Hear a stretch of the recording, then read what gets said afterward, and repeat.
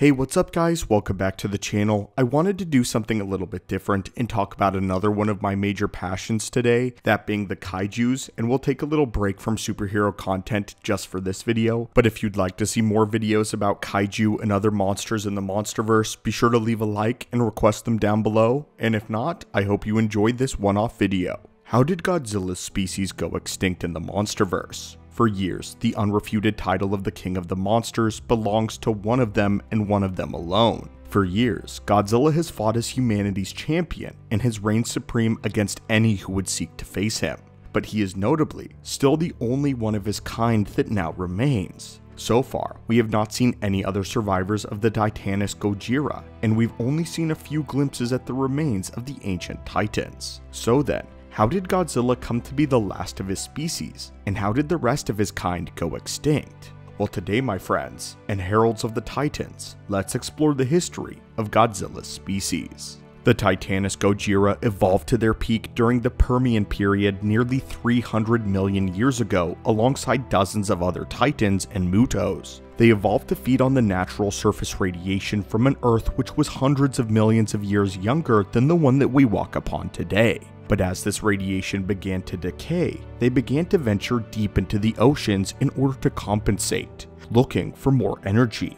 Here, they began to feed on the energy of the hollow Earth. Throughout their lifespan, however, even before their descent into the depths of the ocean, the Titanus Gojira were far from the only predators on the surface of Earth. Several other variants of titans and mutos ravaged the landscape of the planet, participating in massive wars. This caused the Gojira's numbers to eventually wane. It was theorized by Ichiro Serizawa that the Gojira were at the top of this primordial food chain as the ultimate apex predator. Serizawa believed that they commanded respect from the entirety of the rest of the Titan kingdom, which seems to indicate something serious had to have happened, and that there was a major event that caused the numbers to dwindle so severely.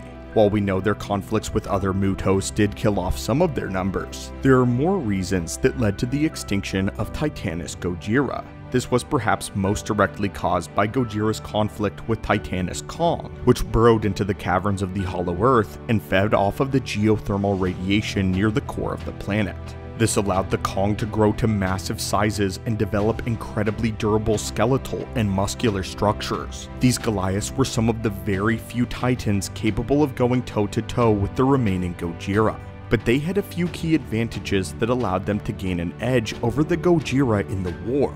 We see in Godzilla vs. Kong that Kong's ancestors learned something important and were able to harness the same power that gave the Gojira their power in a way that went beyond simply using it to get stronger and to devour it. We see that the Kongs actually were able to exploit the Gojira's strengths and convert them into weaknesses. After killing several Gojiras and learning more about them, they learned that the Gojira scales could be used to harness hollow Earth energy and craft it into usable weaponry. By using the scales of a Gojira, the Kong were able to create weapons capable of absorbing their atomic breath and redirecting it back against the Gojira, turning one of their most fearsome attacks into a severe liability.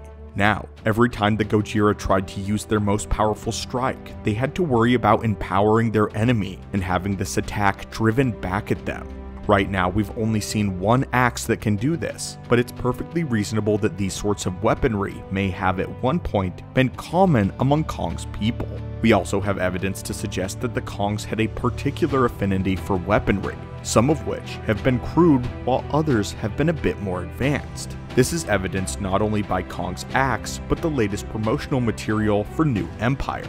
In the trailers, Kong is seen wearing a gauntlet which might give him an edge against the remainder of his people. Although it's likely that this gauntlet was developed by humans, it still speaks to Kong's ability to use the gauntlet and his intelligence, as he shows some capacity how to harness this weapon as he's harnessed others before. Also, we know that the Scar King is sporting a bandolier constructed from a repurposed spinal column. This whiplash, as it has been referred to, is evidence of a few things. First, it proves that Kongs have an affinity for weaponry beyond the scaled axes, as the Scar King seems to be set to use this mace in battle. It also proves that the Kongs are responsible for the deaths of several titans of this size. And while we don't know for sure if this belongs to one of the Gojira or not, it shows they are on par with even the strongest of titans, and that their intellect has given them a key advantage. The Gojira, however, have not shown any considerable affinity for weaponry or tools, which might have contributed to their steady decline at the hands of the Kong.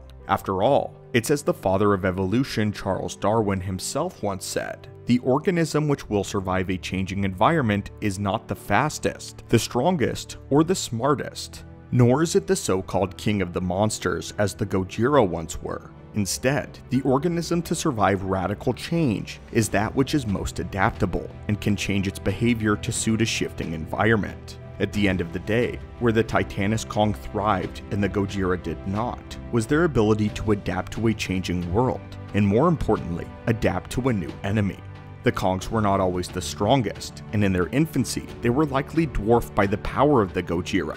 The Gojira were the kings of this ancient ecosystem for a reason, as Dr. Serizawa claimed, and they were the apex predator of the age for a while, but they became complacent at the top of the food chain.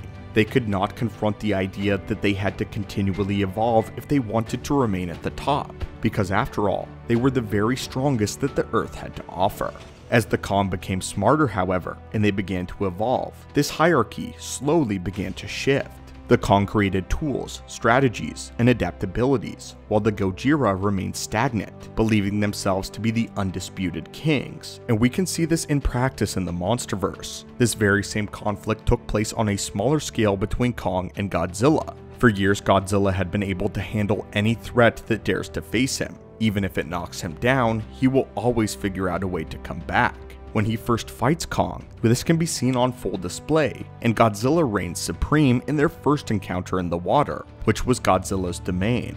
When the battle is brought to land, however, we are able to see Kong's adaptability on full display. He is able to use the architecture of Hong Kong to evade and make himself difficult to hit. And later in Godzilla vs. Kong, he is able to use the axe in the very same way that his ancestors did.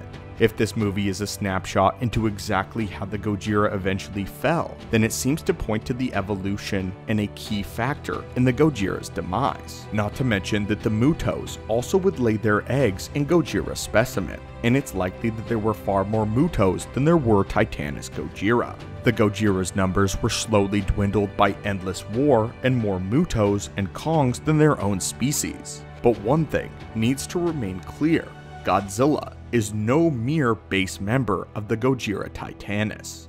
He has been evolved by conflict and radiation for millions upon millions of years. Godzilla is absolutely the apex predator and the king of the monsters of the time. And even though his species has died out at this point as far as we know, Godzilla will always reign supreme as the king of the monsters, and the ultimate evolution thus far of Gojira Titanus. But anyway, my friends, what did you think of the fall of Gojira? Between the Mutos, constant wars with other titans, and the Kong's ability to adapt, while the Gojira eventually dwindled. Thank you as always so much, my friends, for visiting the channel today. Hit that subscribe button, and I'll hopefully catch you in another video.